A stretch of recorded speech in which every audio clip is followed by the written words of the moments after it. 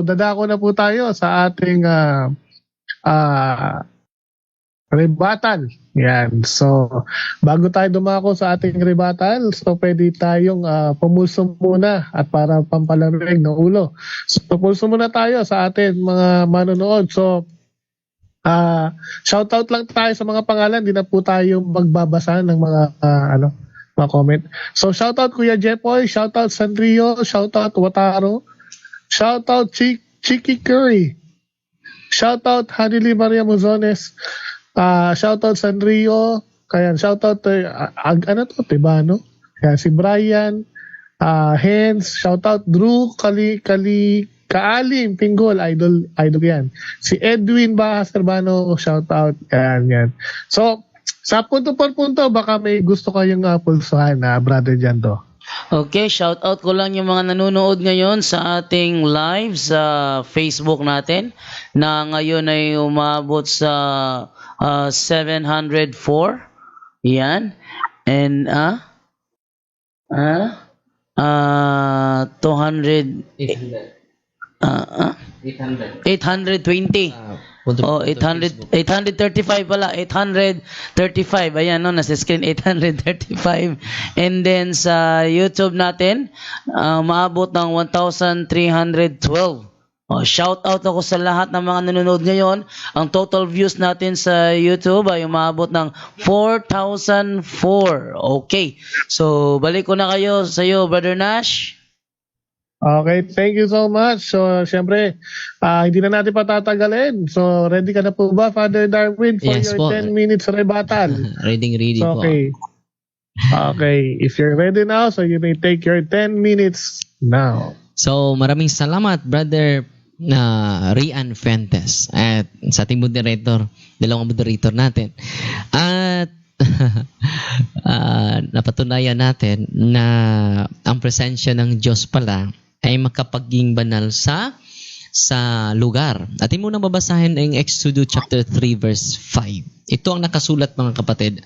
Ating unawain maigi dahil gumagamit siya ng term implicit and explicit. So, meron talagang term implicit, no? Implied na hindi na kailangang basahin pa dahil implied yan eh.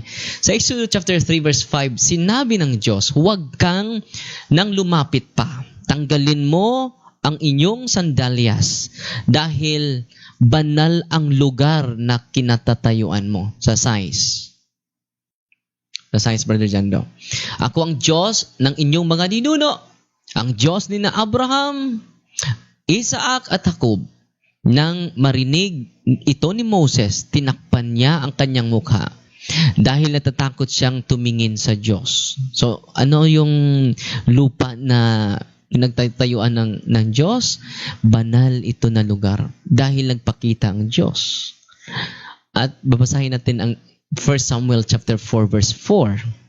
Ano ba ang nakapalibot sa kaban ng tipan o Ark of Covenant? Kaya, basahin natin ha. So, naging banal ang lupang iyon dahil sa presensya ng Diyos.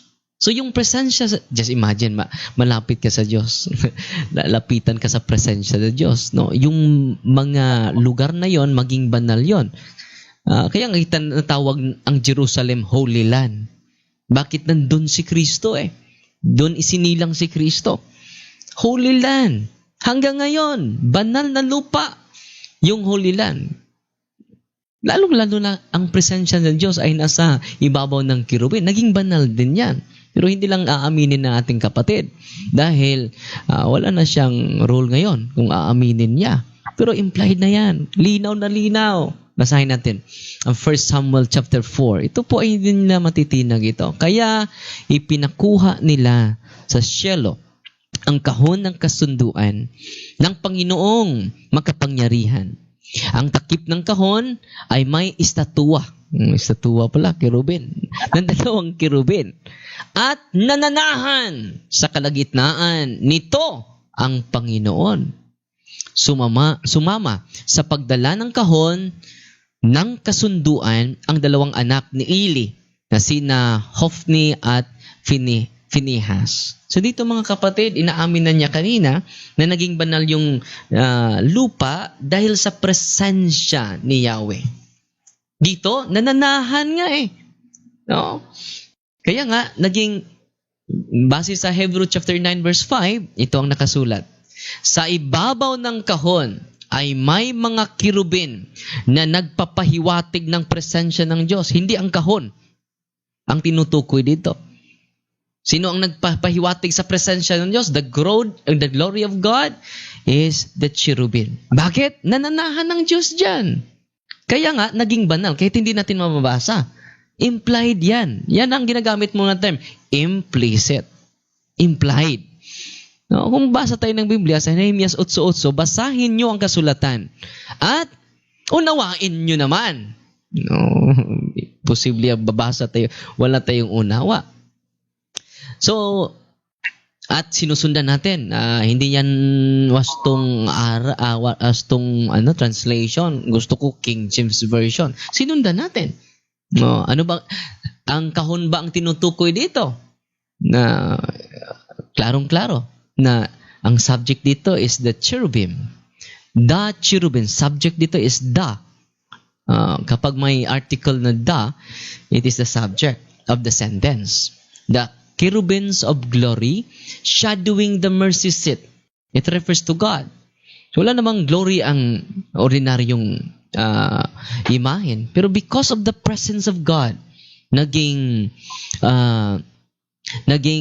yung kabanal-banalan ay nagpapahiwatig sa presensya sa Diyos, no? So, sabi niya dito, the cherubim has, hindi na ginamit itong term has. Of dito ang ginagamit. Ano ba yung of? Possessive case. Ano ba yung possessive case? It refers to the subject. It refers to the subject. Of, possessive case. No? The cherubims of glory. So, parang, ang kaluwalhatian ay nanggaling sa cherubim. Bakit? Nandyan nananahan ng Diyos. 1 Samuel chapter 4 verse 4. Naging banal yan dahil nananahan ng Diyos dyan. Kahit hindi natin mababasa. At sabi niya, sang-ayon kami na merong images. So, dito na lang kami mag-debate secret ba or hindi. At inaaminan niya, impliedly, sa Exodus chapter 3 verse 5, na naging banal yung lupa dahil sa presensya ng Diyos. Kaya nga, inilagay ito. Na babasahin natin, Brother Jando, ang 2 Chronicles chapter 3 verse 10 to 13. Ito ang nakasulat. Inilagay ito sa Holy of Holies. Kung nandyan yung, ating basahin. At sa kabanal-banalang bahay o sa templo, ay gumawa siya ng 2 kirubin na gawang nilarawan at binalot nito ng ginto. Patuloy. At ang mga pakpak ng mga kirubin ay may 20 siko ang haba. Ang pakpak ng isang kirubin ay 5 siko na abot sa panig ng bahay. At ang kabilang pakpak ay gayon din na may 5 siko na abot sa pakpak sa isang kirubin. At inalagay ito sa kabanal-banalan na lugar. Holy of Holies. Nasa sa likod ko. So, napatunayan natin, naging banal yung sacred images dahil sa presensya ng Diyos. Hindi sa ribulto. Dahil sa presensya ng Diyos. Oh. At base sa talata na ginagamit natin, nandun pala ang Diyos, makikipagkita. Just imagine sa harap sila, dahil hindi makikita ang Diyos. Invisible yung Panginoon. Gumagamit sila tangible representation ng Diyos. Yung kirubin. Babasahin natin ang Exodus chapter 25 verses 22. Ito ang nakasulat. Makipagkita ako sa iyo roon sa gitna ng 2 kirubin. Just imagine, ang Diyos ay makipagkita nila. Nasa ibabaw ng kahon. At ibibigay ko sa inyo ang lahat ng utos para sa mga mamamayan ng Israel. At sa 2 Chronicles chapter 7 verses 1 to 3, yung buong templo mga kapatid, punong-puno ng presensya ng Diyos. Babasahin natin, Brother Jando. Sa 2 Chronicles chapter 7 verse 1, Nang matapos ni Solomon ang kanyang panalangin, may apoy na bumaba mula sa langit at tinupok ang handog na sinunog at ang iba pang mga handog at nabalot ng makapangyarihang presensya ng Panginoon ang templo. Last 2 minutes. So, lahat ng nandun sa templo ay secret po yun. Dahil sa presensya ng Diyos. At inaamin niya, dahil sa presensya ng Diyos, yung lupa naging banal. Paano niya ma-rebat yan? Inaamin niya kanina. Sa 1 Kings chapter 8 verse 11, basahin natin, Brother Jando. So, malinaw naman yan. Binalot sa presensya ng Diyos ang buong templo. Dito sa 1 Kings chapter 8 verse 11, hindi na makagawa ang mga pari sa kanilang gawain sa templo dahil sa ulap, dahil sa kapangyarihan ng Panginoon ay bumalot sa kanyang templo. So lahat ng mga objects dyan sa templo ng Diyos, naging secret yan. Kaya nga, pumasok ang mga kaaway ng Diyos. Basahin natin ang Salmo 74, Brother Jando. Ito ang nangyari, mga kapatid. Pumasok yung mga kaaway, sumigaw sila sa loob ng inyong templo. Nagtaas pa sila roon ng mga bandila bilang simbolo ng kanilang tagumpay. Sa Noybi, Brother Jando, sinibak nila ang templo na parang pumuputol ng punong kahoy sa gubat gamit ang palakol. Nandun ba lang silang palakol? Sunod. Sa 9, exercise, all sacred symbols are gone. There are no prophets left, and no one knows how long this will last. So nawala yung mga secret symbols natin. Ano ba yung secret symbols? Yung mga larawan ng mga kerubin. So sinatawag ito, tinanong ko siya kanina, sang-ayon ka ba na secret symbols ito? Sabi niya, dali yung sagutin, pero mamaya na yan. No? So, kapatid na Rian. Time. Okay. Okay, time. Maraming salamat, Father Darwin, sa iyong presentation sa yung rebuttal. So, Bro Rian, ready ka na para sa iyong cross-examination para kay Father Darwin? Yes, ready na po. Okay, kung ready ka na, your 10 minutes will start now. Alright, let's see. Parang may tumawag. Teka, Yes, ma'am. parang may tumawag. I-off ko lang. Okay, post time. Dinig ba dyan yung may tumawag? Ulitin Okay, natin. wala. Ayan. Okay, wala na. Okay. Sorry. So, may tumawag. Wait lang, restart ko lang yung time. Restart ko lang yung Sa time. atin. Wait lang. Ready ka na, bro? Alright, ready na po. Ready. Mr. Moderator. Okay, kung ready ka na, I'll give you your 10 minutes, bro. Go ahead. Okay. Dito tayo, magsisimula po tayo sa mga palaging binanggit niyo po, Sir Darwin, yung about sa cherubims. Kayo ba sa inyong templo may mga cherubims pa ngayon? Sagot po. Hello, may test. Yes, meron. Marami. Okay. Kasi yung mga talatang na ginamit mo, yung dalawang cherubim kasi nasa ibabaw ng luklukan ng awa, meron doong presensya ng Diyos. Yun bang mga cherubims nyo na meron, marami? May presensya ng Diyos doon ngayon? Yes or no? Yes, dahil sacred images yan eh. Basta sacred images, unang-una, punta tayo, ang topic natin, Temple of God in the Old Testament, and New Testament has sacred images. Yan ang pinatunayan ko. Na nababatay din yung templo sa amin ngayon, na merong secret images. Ang sa inyo, parang wala pa. Next question. Okay. Noon pong sa Old Testament kasi, kung familiar po kayo sa panahon ni Usa, noon pong hinawakan niya yung arka at siya po ay namatay dahil po napakabanal ng arka na nahawakan niya. Meron bang namatay na nakahawak sa inyong cherubim na ginawa ngayon on the spot? Unang-una, salamat brother na inaamin mo na yung Ark of Covenant ay sacred. Salamat. At meron bang namatay? Wala. Walang namatay. Okay. Dahil unang-una, sa tanong mo, inaamin mo na banal pala ang Ark of Covenant na nandyan ang sacred images sa mga... Next question. Okay. sa New Testament po tayo dahil ito po pinaka natin. Sa New Testament po ang Arka of the Covenant ba ay dala-dala ng mga apostol pa o hindi na? So, inuulit mo lang yung katanungan mo kanina.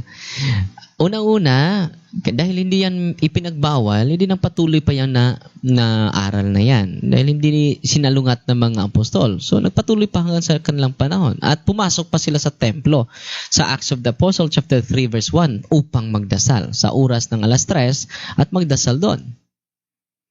Next question. Okay. Yung presensya ng Diyos na palagi mong nabanggit din sa inyong rebuttal ay dahil na yun daw, sabi mo, ayon mo, na yan ay nagpapakabanal doon sa lugar, ay Genesis 3 at sa arka or sa mga kerubin. Ang tanong ko sa iyo ngayon ay sa New Testament kasi, ang Diyos mismo, presensya ng Diyos, dahil Diyos, ang Holy Spirit ay mananahan sa mga mananampalataya. Aariin mo bang banal ang mananampalataya dahil nandyan sa kanya yung presensya ng Diyos? Maraming salamat sa tanong. So kung naging banal dahil sa presensya ng Diyos, tayo, lalong-lalo na ang mga sacred images dahil nanahan doon. So inaamin mo din na naging sacred yon dahil nandun ang presensya ng Diyos. Hindi yan kasalungat sa presentation ko. Naging sacred yung images dahil sa presensya ng Diyos. Naging banal ka dahil sa presensya ng Diyos. So inaamin mo na ang imahin sa kirubin, sacred din dahil sa presensya ng Next Diyos. question. So sa New Testament po, yung ginawa ninyong kerubin, sabi mo, ayon mo, may presensya ng Diyos, banal, at ikaw, kung may banal na espiritu ka, ay banal ka din. Kayo ba ay magkasing banal or mas lamang po yung images sa'yo? Na Mr. Moderator, ang topic natin has sacred images. Ang Old Testament, Temple of God has sacred images. So yung tanong mo ay very subjective na. It focus to the subject matter natin. So, Bro Ryan, meron ka bang counter objection? Counter objection po, ang tanong ko po, Mr. Moderators, mga about po sa banal, sa kerubim at saka sa tao na templo ng Diyos. Para po puro posok sa tema po yung nasa isip ko, pero kayo po yung magde-decide. Yan lang lamang po yung aking counter. Since he doesn't want to answer the question you give, so maybe proceed tayo sa ibang question, bro.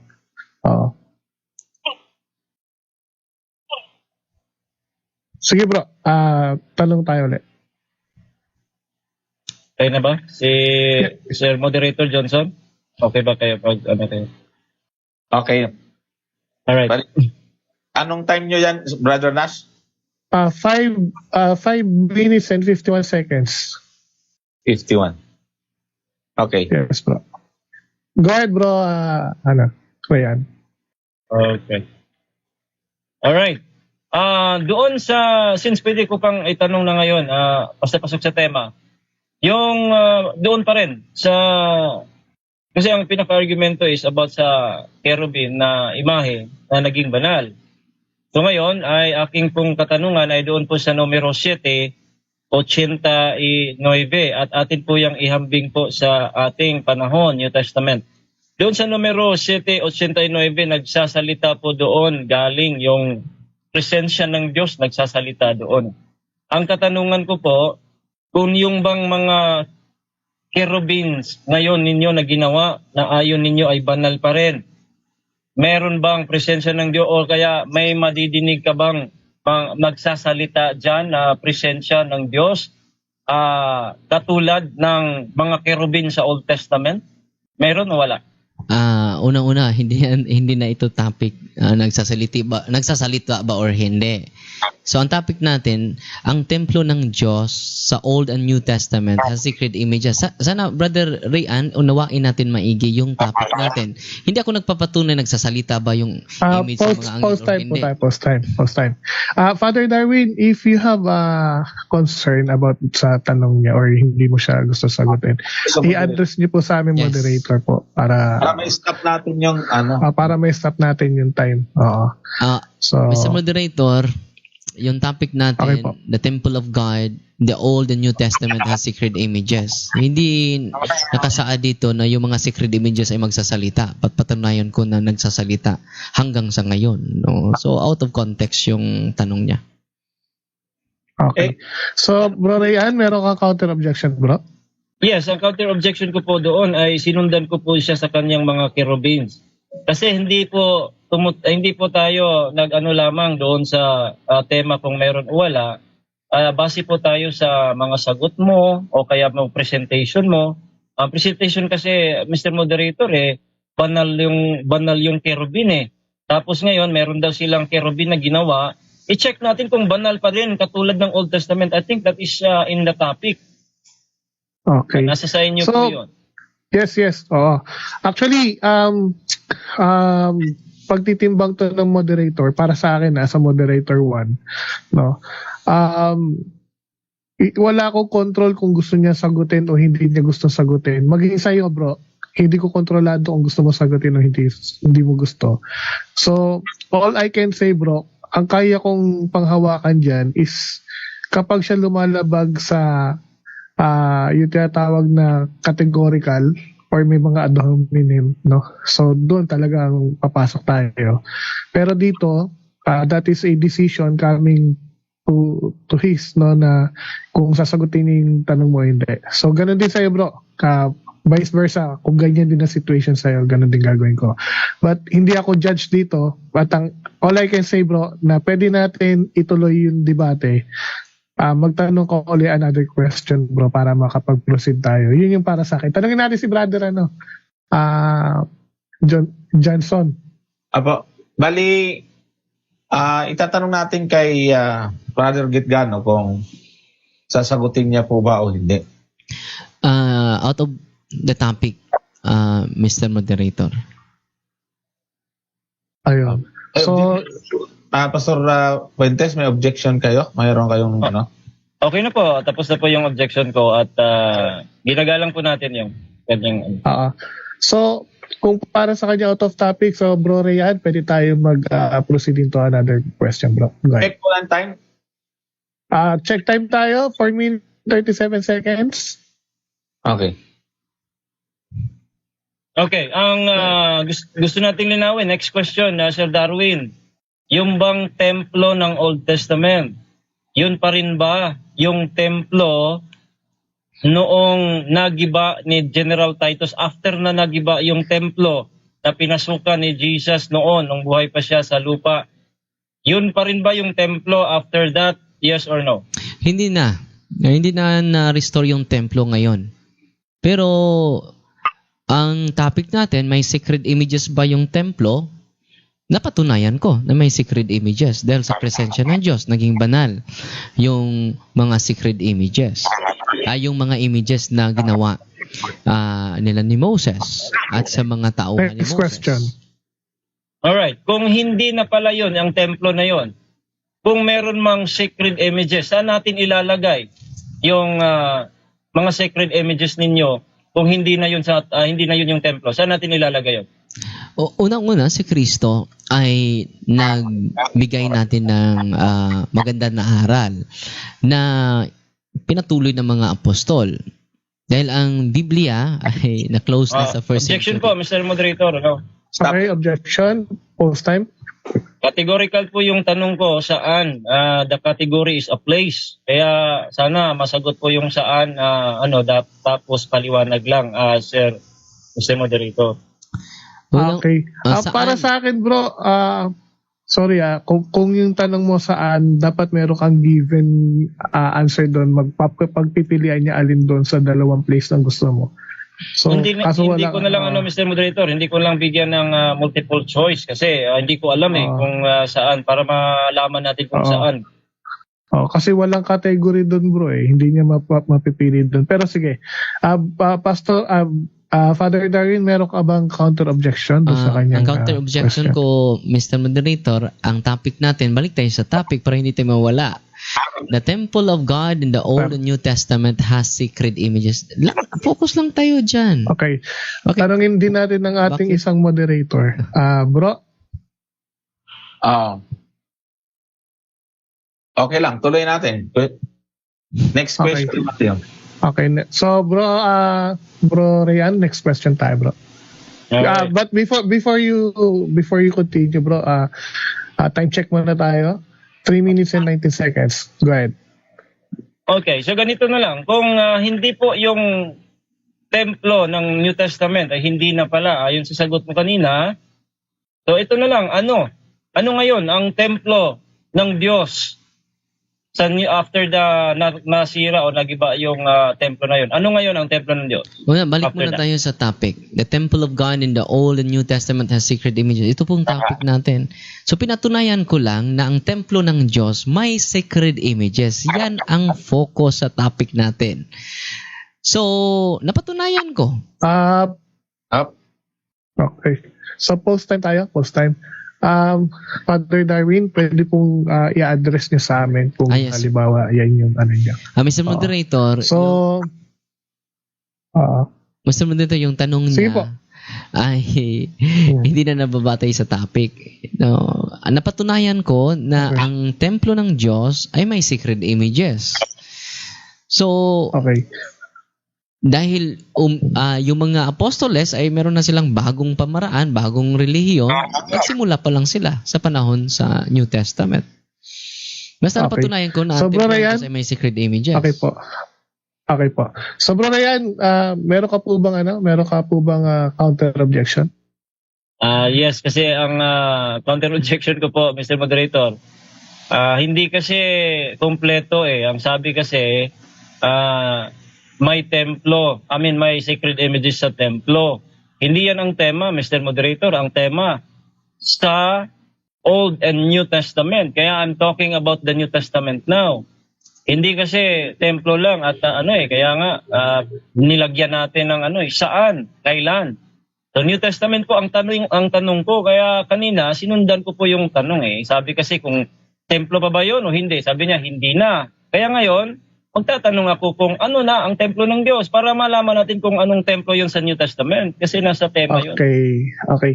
So I'll give you another chance to ask Father Darwin. Father Darwin, are you going to answer his question o magpapas tayo another Yes, question? I will answer the question of Pastor Rian. So, sa Okay. New Wait lang Testament- po. Mm-mm. Time check lang tayo, time check. We still have 2 minutes and 44 seconds. Sige, go ahead for Father Darwin. Sa New Testament tayo, sa Luke chapter 2 verse 22 to 23, doon pinipresent si Kristo sa templo ng Diyos. At sa Matthew chapter 21, 12-13, sabi ni Kristo, ang templo ay bahay dalanginan. So, hindi niya dinidestroy ang templo. Ini-acknowledge na bahay na dalanginan. Pati ang mga Next apostol question pumasok po. sa templo. Next Acts question. chapter 3 Okay, verse 1. next question ko po Sir Darwin, ang tanong ko kasi kanina ay noon pong nagiba yung templo. Yun pa ba yung templo ng Old Testament? Sabi mo hindi na. Ngayon, binasahan mo ako ng Luke at saka Matthew na si Jesus Christ nandoon pa. Ang tanong ko po sa iyo, kailan ba itong nabasa mo na isulat mo ng Lucas at Matthew, alin ba nauna, si General Titus o itong Lucas at Matthew ng mga narratives nila? Alin ang nauna doon?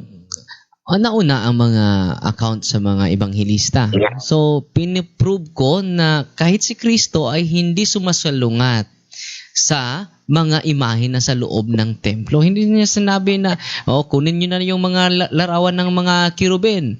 Sinasabi pa niya, itong bahay ng Diyos, bakit ginawa niyo na bahay ng mga magnanakaw?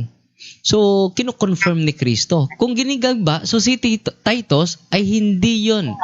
Wala rin yung pananampalataya Next sa Diyos. Okay, next question.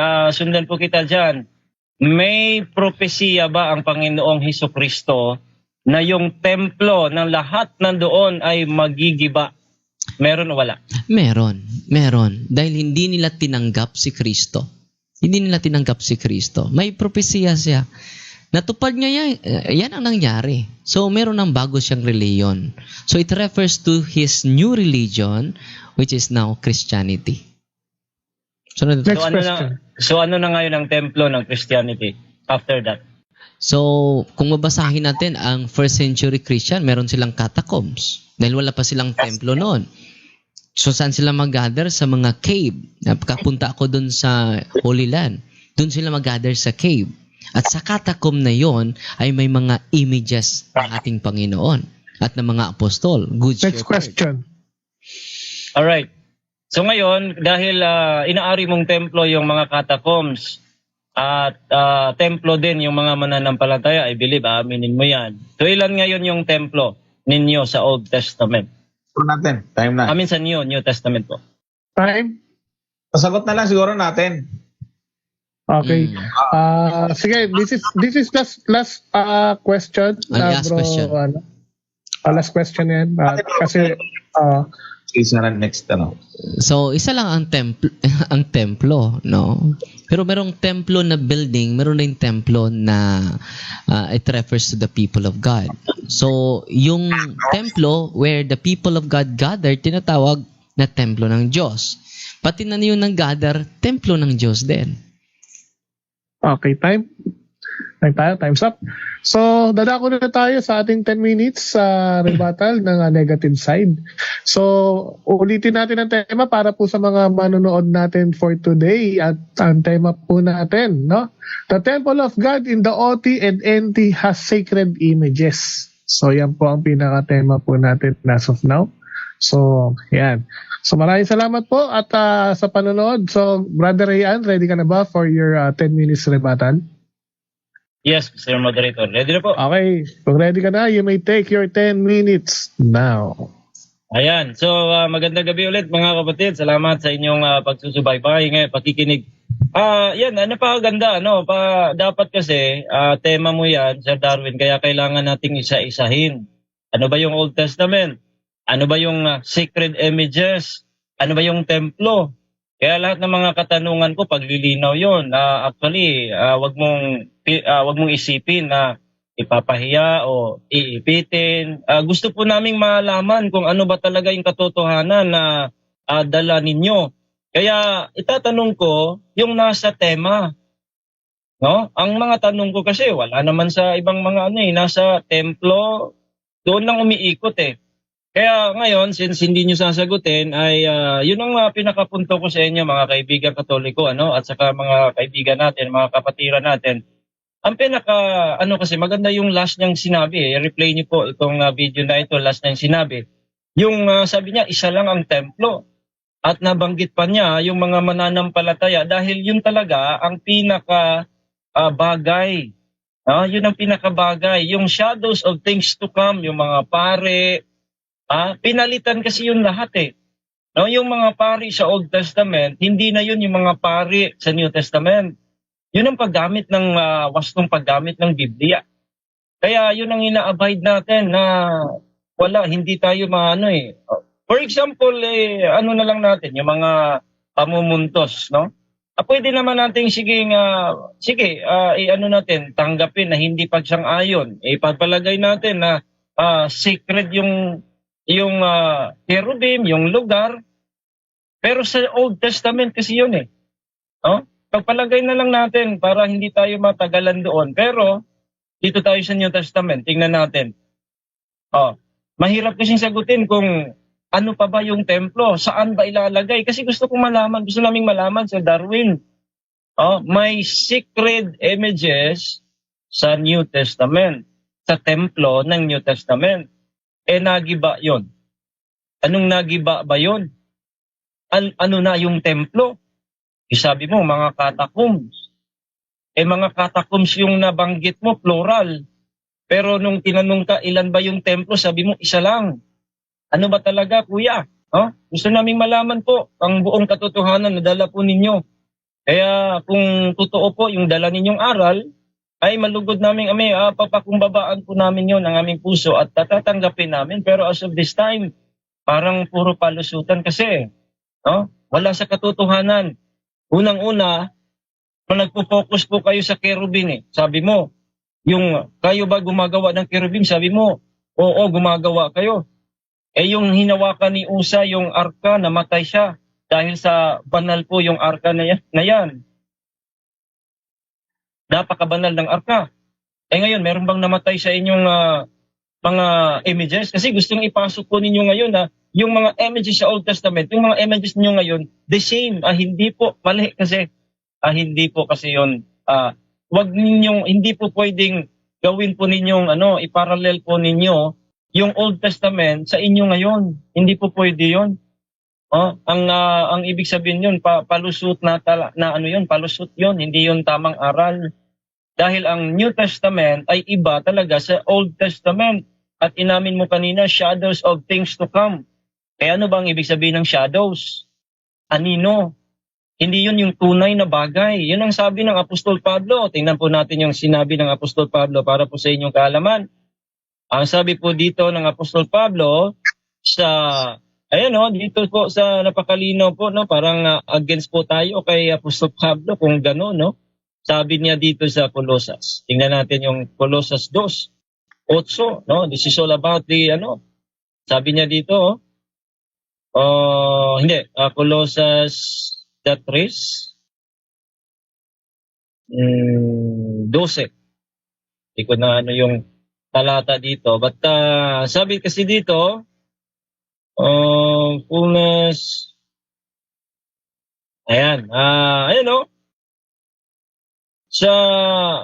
sabi niya dito, let no man therefore judge you in meat, in drink, or respect of an holy day, or of new moon, or of Sabbath days, which are a shadow of things to come. Those are just shadows of things to come.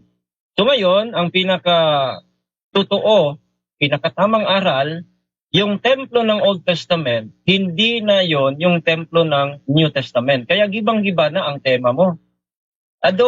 For example, mapatunayan mo na may mga images sa Old Testament na templo, yun po ay half-truth.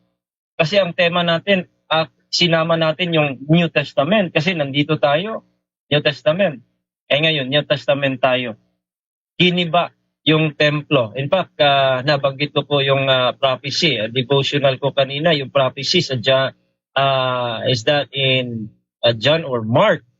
I think Mark, Mark chapter 14 yata, yung ang sabi niya dito is that 14 or 15. See, parang dito yun.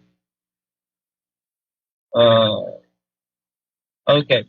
Meron pong prophecy, nakalimutan ko po yung prophecy ni Jesus Christ na yun pong darating ang panahon. Ito po, sa 13 pa lang, sabi dito, and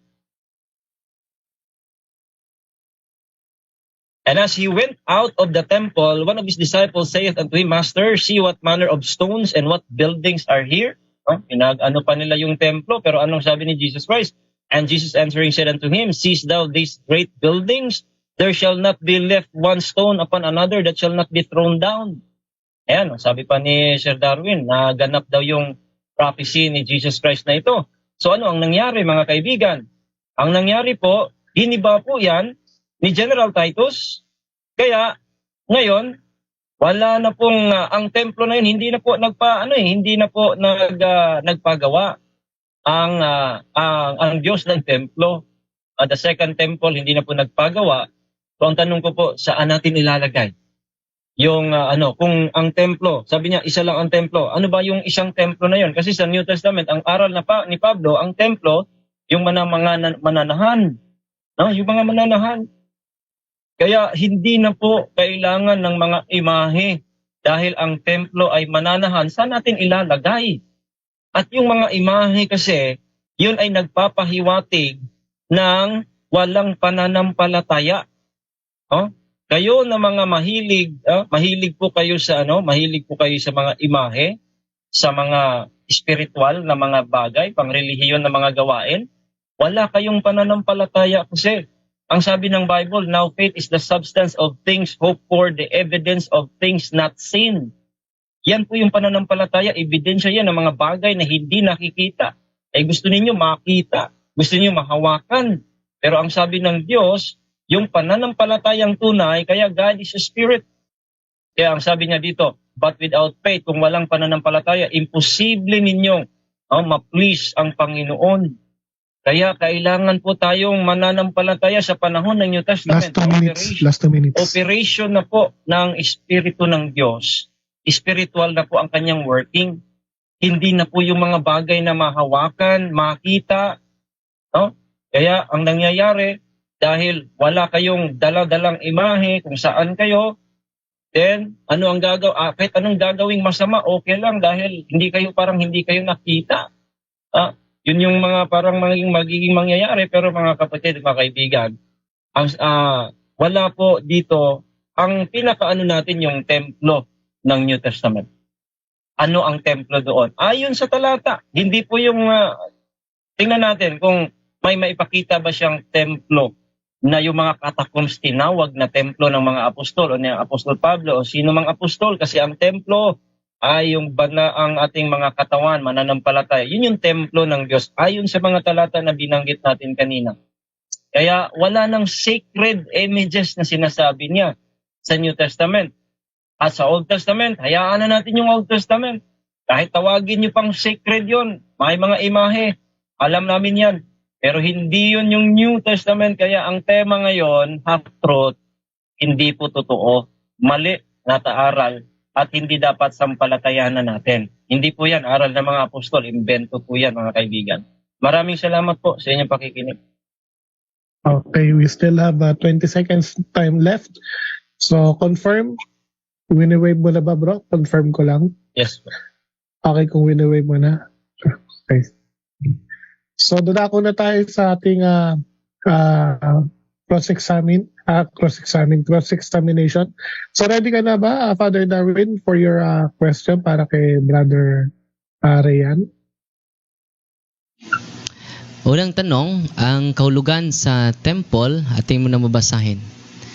Temple, dito ako magbabantay sa tanong ko. Try lang. Brother Nas, Yes, bro. sabihin mo na kung okay na para yung pag-start ng time ay Okay, sige. So, reset ko yung time. Reset ko. Okay. So, ready ka na ba, Father Darwin? Kung ready ka na. Okay. Okay, go ahead. Masahin ko muna yung kahulugan ng temple. Ito ang kahulugan ng temple. Ay, hindi ko mabasa, bro. Diyan, palakihan mo. Temple, noun, church, house of worship. Sangayon ka ba nito? Yes, sangayon po ako na marami pong kahulugan. Kaya sa Old Testament, temple, yun po yung templo ng Hudyo. Sa New Testament, iba naman yung temple, yung church. Ano ba yung church? Yun po yung mga mananampalataya. Kaya pasok po yun. Salamat. Tama.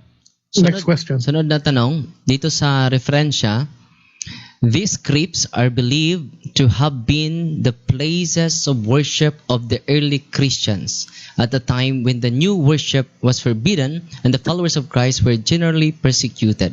So crypts, yung catacomb, doon sila, ginagamit nilang catacombs as place of worship. Sangayon ka ba ito sa word Scope Encyclopedia? Yes or no? Sang-ayon po ako, yes, na yan po ay naging place of worship nila sa New Testament. Pero hindi po yan yung templo ng Old Testament. Kaya pagka i-mix mo yan, halo-halo po ang lalabas na doktrina.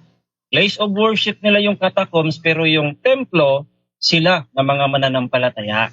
Next question. So, sinangayunan mo kanina, yung definition temple is a place of worship. Tama ba yung sinangayunan mo kanina? Yes or no?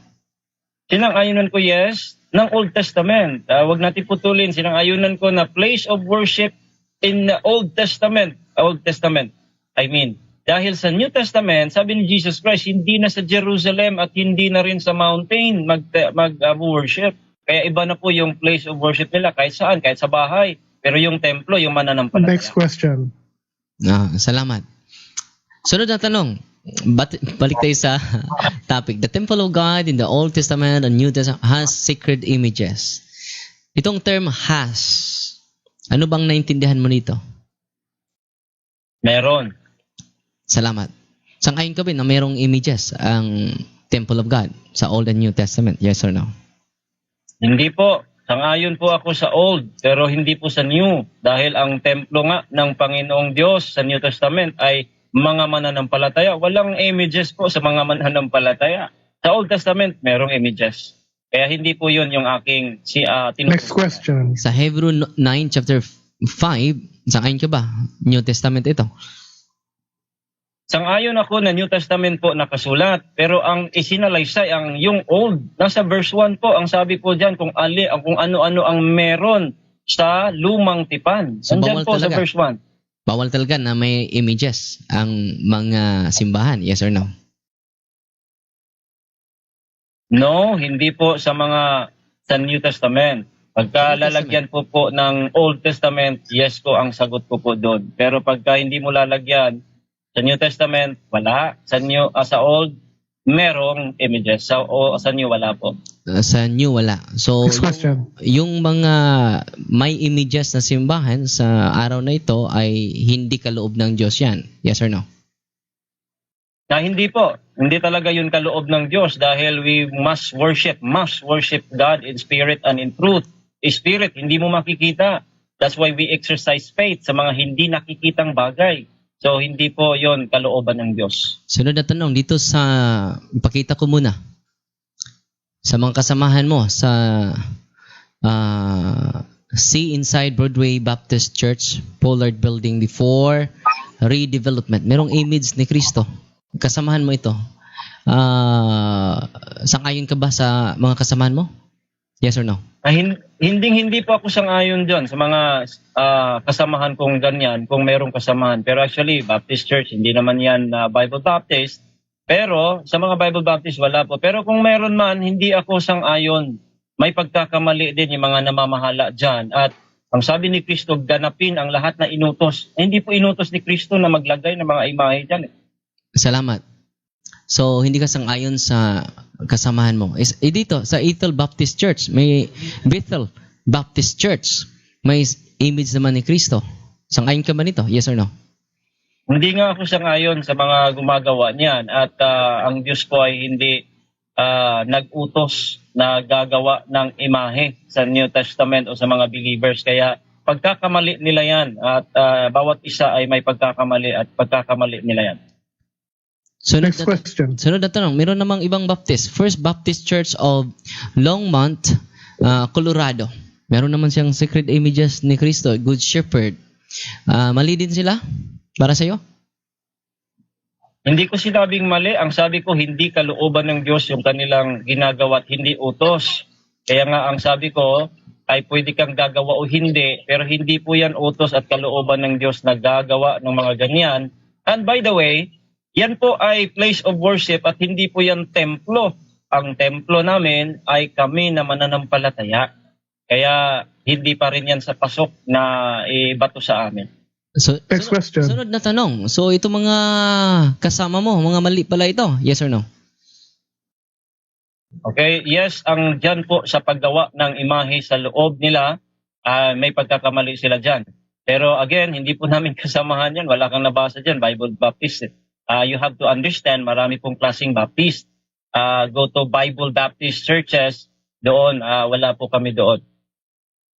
Ka ba na itong mga Bethel Church, itong lugar na ito, para sa kanila is house of worship? Hindi po. Hindi po yan house of worship na New Testament. Ang house po of God, temple of God is the believers. Kaya kahit sa bahay, pwedeng mag-worship dahil magiging house of worship po yung bahay kung doon nagtitipon yung mga believers. Next question. Kailangan po nating intindihin yan. So ito ang sinang-ayunan mo kanina, temple, noun, church, house of worship, house of God. Tama ba ito? Tama nga na maraming kahulugan, pero hindi po sinabi dyan old and new eh. Kaya maraming kahulugan, church. So dito ako sa church, sa New Testament church, ano ba yung church? Temple. Yung believers, yun ang klaro sa Biblia na ang church ay tao, hindi yung building. Kaya yung house of worship sa Old Testament, iba sa New Testament. Malinaw po yun. So Next question. itong dictionary na ito ay para sa iyo mali ito. Hindi po mali, pero hindi malinaw dahil wala pong old and new. Kaya maraming kahulugan. It can be church, it can be house of worship, but lagyan po natin ng panahon. Is it Old or New Testament? So kulang po ang kanyang definition. Kulang ito. So, ano ba yung standard reference mo na hindi kulang? Meron ka dyan? Ang Biblia po, ang standard reference ko na hindi kulang, na ang templo ng Diyos, 1 Corinthians 6:19 and 20, 1 Corinthians 3:15, ang mananampalataya, yung templo ng Diyos. So, sang-ayon ka ba na ang mga apostol hindi sumasulungat sa mga images na sa loob ng templo ng Diyos? Hindi ako sang-ayon. Ang sasabihin ko po, wala pong naisulat kasi na sang-ayon sila o hindi. Kasi po sila po'y nagpipreach lamang. Kaya I cannot judge sang-ayon ba sila o hindi. Pero implied sa mga sulat ni Apostol Pablo, if you have faith, then you have to exercise it na hindi nakikita, sumampalataya kang walang nakikita. Sa Acts chapter 3 verse 1, pumasok siya sa loob ng templo. Tama ba yung ginawa ng mga apostol na pumasok sa loob ng templo? Minsan, nagpunta sina Pedro at Pablo sa templo alas 3 ng hapon noon, ang oras ng pananalangin. Sangayon ka ba nito? Yes or no? Sangayon po ako at the time of the book of Acts kasi transitional po yan at nandyan pa po yung templo na sinasabi natin sa Old Testament, the second temple. Pero hindi po upang gumawa ng mga imahe. Wala pong ganun eh. Pumasok lamang po sila dahil mga Hudyo nandoon at nag-preach po sila doon sa templo at nanalangin. Hindi po ng mga imahe. Next question. Itong templo na pinasukan nila, sangayon ka ba na may images ito? Yes or no? Yes, meron pa po yan. Salamat. At malinaw nga yan dyan sa Old Testament. Pero nga, that is not the New Testament. Okay? Old and New Testament kasi ang tema. Kaya half-truth lamang po yung Old Testament. Ilagay natin sa New kung meron ba. Wala doon. Next question. Next question. Sa Matthew chapter 21 verses 12 to 13, itong nakasulat na doon sa Kristo sa templo. At meron ba siyang winasak ng laruan doon or yung mga table ng mga money exchanger? Meron ba siyang Wala. winasak ng laruan doon? Meron, wala? Wala po siyang winasak na larawan dahil hindi po yun yung kanyang tema dahil meron na po siya, binasa kanina na Time. magigiba po Time. yun one day. Post na, tapos na po ang oras natin. So maraming salamat sa ating mga debatista, no? At talaga naman kung nakikita nyo ngayon, napakainit, no? Bagamat dito sa lugar ko malamig pero mainit yung labanan natin ngayon na talakayan. So bago tayo dumako sa ating conclusion, no? Pulso muna tayo ulit sa ating mga manonood, no? So yan. So shoutout tayo sa mga nanonood, si Pablo, si Tahiti, yan, shoutout, si Online Preaching, shoutout, si Brian Caberte, shoutout sa'yo, si Edwin Baha, shoutout, si Boy Letra, shoutout, at si Jojo Abria, shoutout sa inyo, si Kuya Jepoy, shoutout, si Pablo Jose, shoutout, no? Sanrio, si Wataro, si Chiki, si pangalan nito, si Tabamo. Okay. So, sa punto por punto, baka gusto niyong mamulso. Okay, pulso naman ako sa punto por punto. Gaya na sinasabi ko, basta punto por punto, ang daming nanonood. Ayun, ang ating live sa Facebook, tumataginting na 824 live viewers. At sa YouTube naman ay umaabot ng 1,390 viewers. Basta punto por punto. Daming manunood niya, kaya manood na kayo. Okay, Brother Nash, back to you. Okay, maraming salamat, Brother Jando. So yan, set na natin ang ating timer for 5 minutes. Alam naman natin, no, ang rules po ng Bring It On, no, along with the punto por punto, kung sino ang nauna siya mahuli. So, Bro Rayan, Ilang minuto na? Ano yan? Conclusion na? Yes, conclusion na. 5 minutes tayo, brother. Okay. Yes po.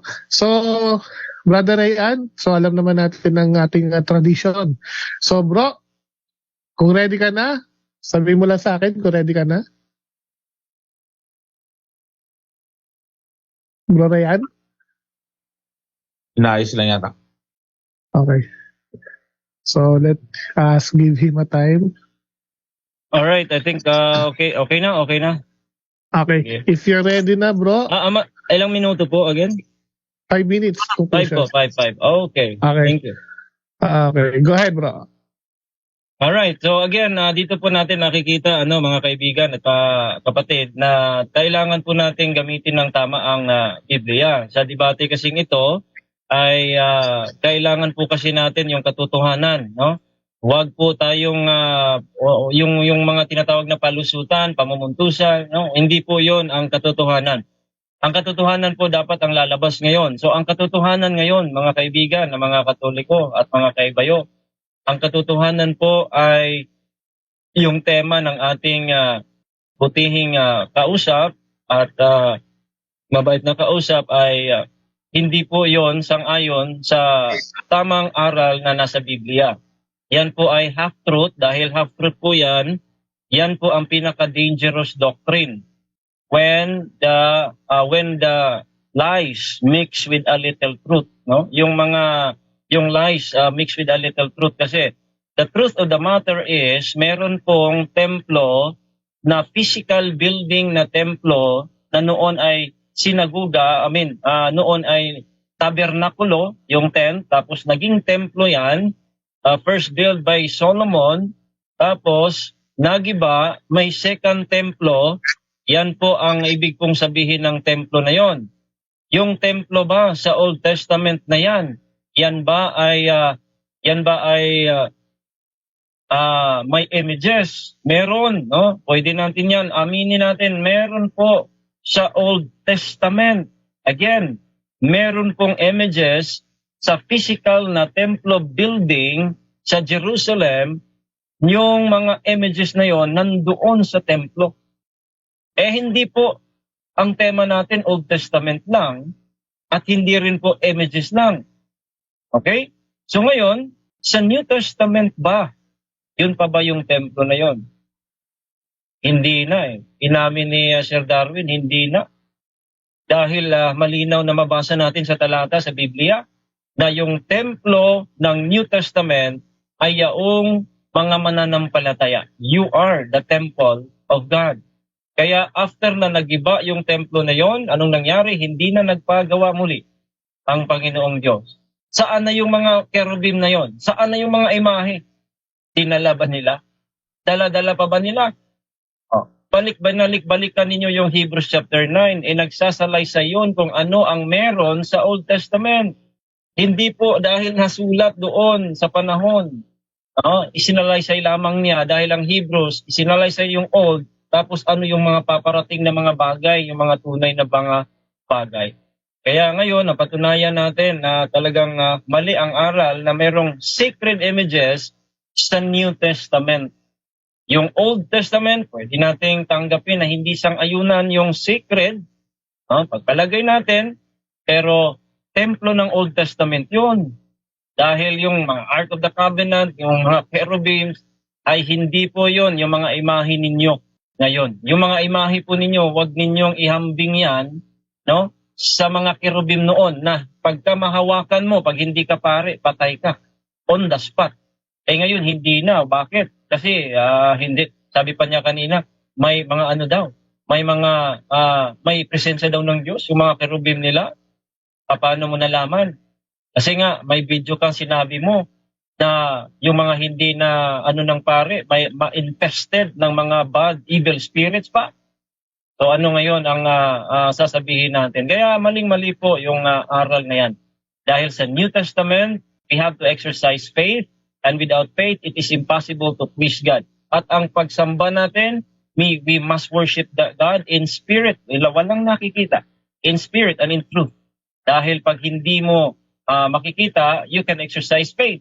Ang problema, walang pananampalataya, kailangan makita, kailangan mahawakan, kaya gumagawa kayo ng imahe, pero hindi yan yung mga imahe noong Old Testament. Hindi yan yung Ark of the Covenant.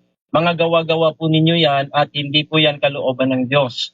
At in fact, more than that, sinasamba nyo pa, niluluhuran at pinoposisyon. Kaya mga kaibigan ko, Katoliko, we love you and we pray for you na sana po kayo po'y maliwanagan ngayon na ang pagsamba na hinahanap ng Ama na magsamba sa Kanya sa Espiritu at katotohanan. Walang imahe sa New Testament, lalong walang sacred images sa New Testament, sa templo ng New Testament, dahil the temple of God in the New Testament is the body of the believers, ang church, hindi na po yaong physical na templo na building. Maraming salamat po sa inyo at sa aking kausap, Sir Darwin. Okay, thank you so much, Brother Rayan Puentes. Ayan, thank you sa iyong conclusion. So, dadako na tayo ngayon sa ating conclusion ng affirmative. So, ready ka na, Father Darwin, para sa iyong 5 minutes? Hello. Ready na po, kapatid. Okay, kung ready ka na, bibigay ko na po ang 5 minutes niyo. Go ahead. Maraming salamat, Mr. Moderator, at sa ating mahal na kapatid. Balik tayo sa topic, the Temple of God. In the Old and New Testament has sacred images. It refers to the structure. So, merong structure sa Old Testament, meron ding bayan ng Diyos. Yung bayan ng Diyos, Temple of God din. At yung building, we are referring to the building, not to the people of God. Ito po ang topic. Wala. Temple of God, not the people of God. So the people of God can be also temple of God. But dito, we are referring to the structure, the building, na meron bang sacred images. Yan po ang topic. At sabi niya, bawal po yung paiwas. Siya yung gumamit ng paiwas dahil kanina sa Hebrew chapter 9 verse 5, sinundan natin siya. Saan ba dito? Ang nagpapahiwatig, ang kahon ba o ang kirubin? Sabi niya, hindi yan wastong aral eh. Hindi yan wastong translation. Sa King James, sinundan natin. Ang nakasulat doon, ang subject is the cherubims of glory shadowing the mercy seat. Yan ang nakasulat. Binago niya. Instead of, sinabi niya kanina, has. No? So, yan ang palusot. No? Kita niya, sabi niya kanina, bawal ang palusot. At ang gumiba sa templo ng Diyos ay hindi naman ang mga Hudyo. Hindi din si Kristo. Hindi din ang mga apostol. Kundi si Emperador Titus. Lagi niyang inuulit yan. So, isang pagan emperor sa Roma. Ang nagiba sa templo ng Diyos, hindi ang mga apostol. Therefore, hindi kaloob ng Diyos na gigibain yung hindi ang mga apostol ang nagiba ng templo, kundi ang pagan emperor. So, hindi ang mga tagasunod ni Kristo. At paulit-ulit natin na sa Exodus chapter 3 verse 5 dahil sabi niya hindi yan secret. Pero nakita nyo, hindi na siya nagribat sa secret. Dahil kapag magribat siya sa secret, maging fallacy yung mga explanation niya. Sa Exodus chapter 3 verse 5, and he said, "Draw not high hither, put off thy shoes from off thy feet, for the place whereon thou standest is holy ground." Dahil sa presensya ng Diyos. So, lahat ng mga bagay na sa loob ng templo ng Diyos ay sacred objects.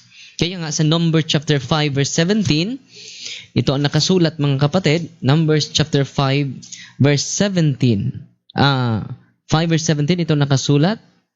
The Lord said to Moses and Aaron, "Do not let the group of Kohathite clans perish from the body of the Levites, that they may live and not die when they approach the most sacred objects." Maraming sacred objects sa loob ng simbahan. Kaya nga, tinanong ko siya kanina, sa Psalm chapter 74 verses 3 to 9, may pumapasok na mga kaaway ang Diyos sa loob ng templo ng Diyos. Nagdala sila ng palakol, martiryo, dinurog nila ang mga sacred symbols namin. Ang tanong ko sa kanya, itong mga imahe ng mga anghel, kasali ba ito sa sacred symbols? Sabi niya, madali niya yung sagutin, pero hindi pa oras sagutin. Yan po ay paiwas. Dahil kapag sasabi siya, kasali yan, hindi sacred. So napatunayan natin ng templo of God, the temple of God in the Old and New Testament has sacred images. Ito po ang topic natin. Has sacred images. Meron ba? Dahil negative siya, patunayan na nawala. Nabigla siya dahil mga kasama niya may sacred images. Ating pakita muli, Brother Jando. Ang kaya mga kasamahan, parang hindi niya alam ito, na yung mga kapatid niya at mga kasamahan niya na mga puro Baptist po ito. So, kita natin, there's no unity among themselves. Broadway Baptist Church, Pollard Building, may image. Bethel Baptist Church, may image ni Kristo. Meron ding First Baptist Church of Longmont, doon sa Coronado, sa Amerika. Sa Bethel Baptist Church, merong secret images. So, mismo yung mga kasamahan niya, may secret images. Oh? So, dito mga kapatid, ay sabi niya, mali sila dyan. No, ako lang ang tama. So, ang dami ng mali, siya lang ang tama. So, ang katotohanan mga kapatid, ay makikita natin na napatunayan natin ang topic natin. The Temple of God in the Old Testament and New Testament has secret images. Thank you. Okay. So, thank you so much sa ating dalawang magigiting na debaters. At syempre, pasalamat din tayo sa aking partner na moderator. Yan, maraming salamat po.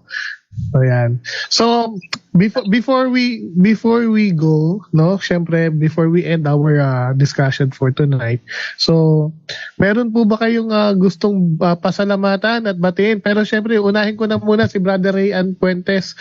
Pastor Rayan, meron ka po bang gustong pasalamatan at meron ka po bang gustong i-promote? Yeah, marami. Unang-una, ito po yung pasasalamatan ko. By God's grace, ay tulungan niyo po kami with the help of Brother Jando na matuloy at ma-arrange po kahit kayo na yung namamagitan sa aming pag-uusap. At pangalawa, salamat na marami, Sir Darwin, na pinaunlakan niyo po ako. I don't know if you heard me challenging you, I think more than 5 years ago na sana makausap po kita. Kahit public, open po ako, Sir Darwin. At sana yung nabanggit ko kay Brother Jando na yung pong pangalawang dito sa same na topic ay yung pong veneration of images ay makasa natin, public or online, ay open po ako. At maraming salamat dahil ikaw po ay napakabait, nakausap, walang ad hominem at yun lang yung mga sa debate na normal naman. Pero matinong kausap at mabait po.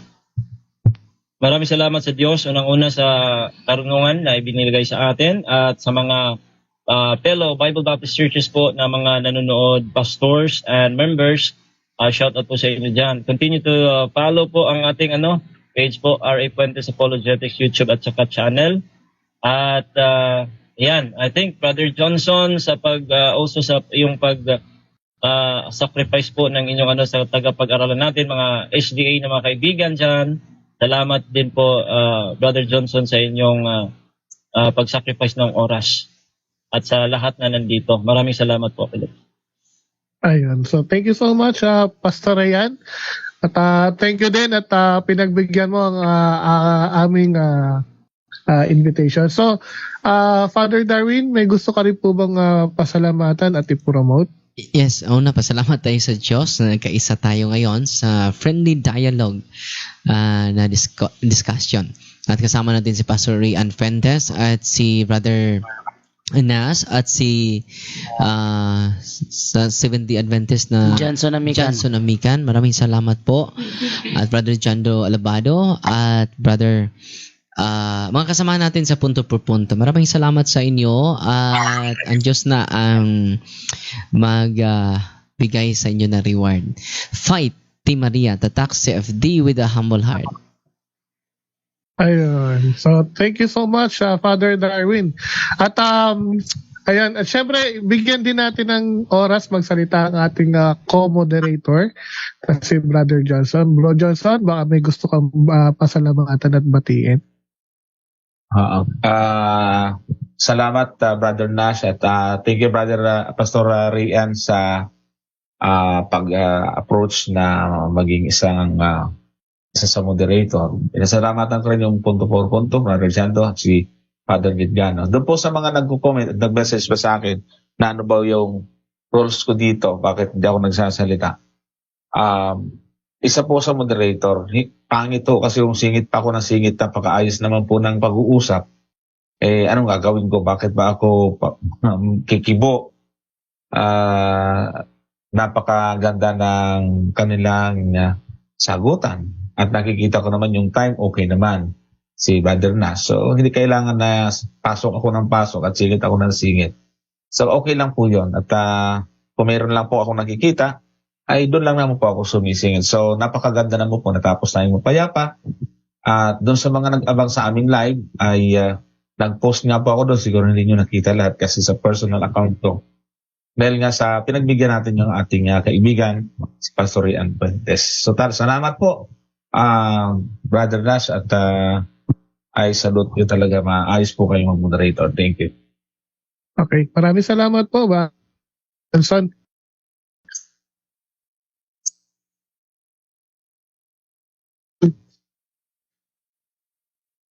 Before I end, oras na magpapasalamat, bibilisan ko lang po. So thank you so much kay Brother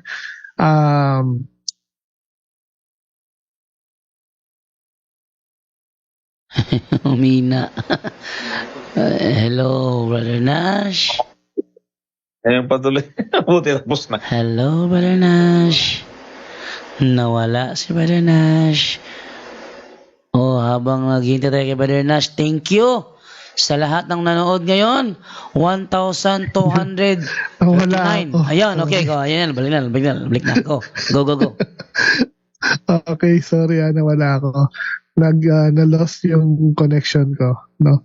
So, anyways, thank you so much sa ating papasalamat lang ako. Bibilisan ko lang.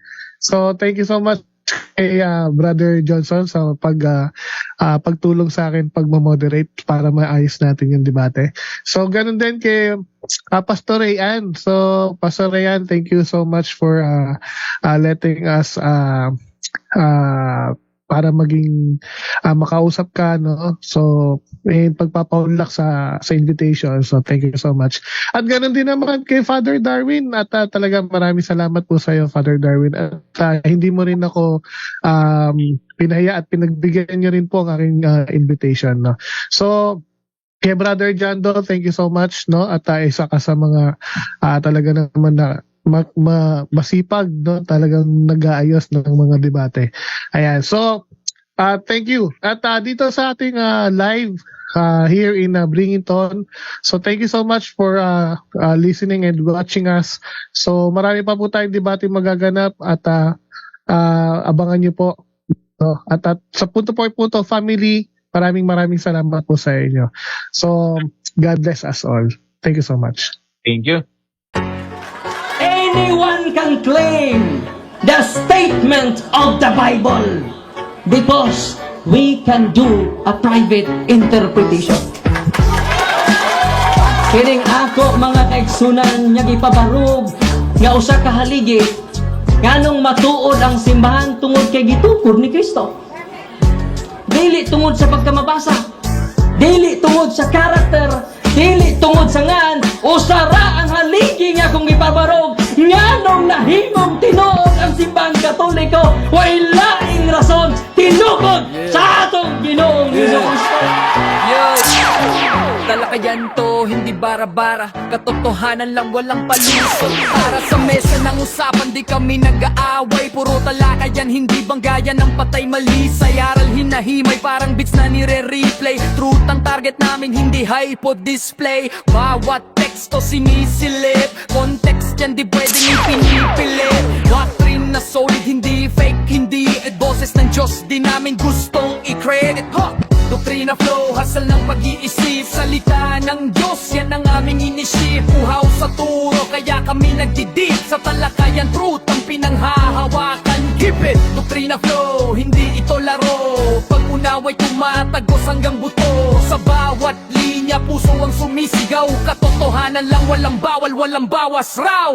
May tanong, sige lapag mo, let's go. Di kami takot sa debate na may respeto. Spirito ang guide, parang bigtas mood ang tempo. Pag may liwanag, lahat ng shadow nagme-medo. Hindi kami nagmamarunong nag-aaral lang. Pag may gap sa mind, Diyos ang pumuno niyan. Ang Iglesia ng Diyos mula Espanya, papuntang Pilipinas. Dapat malinaw yan. Hindi kompetisyon, hindi kami nagrarime para lang manalo. Puso ang puhunan, hindi bara-bara ang palo. Truth ang goal, yan ang tunay na trono. Doktrina flow, hasal ng pag-iisip. isip, salita ng Diyos, yan ang aming inisip. Uhaw sa turo, kaya kami nagdidip sa talakayan, truth ang pinanghahahakan. Keep it, doktrina flow, hanggang dulo go. Liwanag ang bit-bit, hindi ego. Sa doktrinal na usapang totoo, The pillar and foundation of the kami ang truth bida. is the church, and the Catholic Church is the church founded by Jesus Christ. Then, asay inyong pilion.